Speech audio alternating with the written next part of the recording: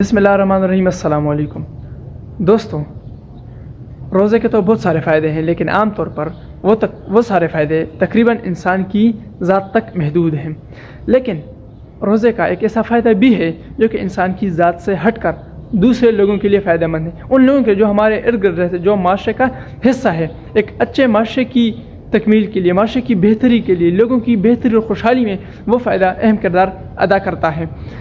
यानी जब हम रोज़ा रखते हैं, हमें भूख लगती है, हमें प्यास लगती है, तो हमें उन लोगों का एहसास होता है जिनके रमज़ान के बग़ैर उनके रोज़े होते हैं, जिनका रोज़े रख के बग़ैर उनके रोज़े होते हैं। यानी उनके पास खाने के लिए, पीने के लिए कुछ चीज़ें नहीं होती ताकि वो खाएं। जब हमें एहसास होगा, अगर हमारा ज़मीर ज़िंदा है, तो हम उन लोगों की मदद करेंगे जो हमारे इर्द गिर्द रहते हैं, जो माशरे का हिस्सा हैं। और ये एहसास सिर्फ एहसास नहीं रहेगा, फिर हम हमारे अमल में, हमारे एक्शंस में वो ये चीज़ दिखेगी।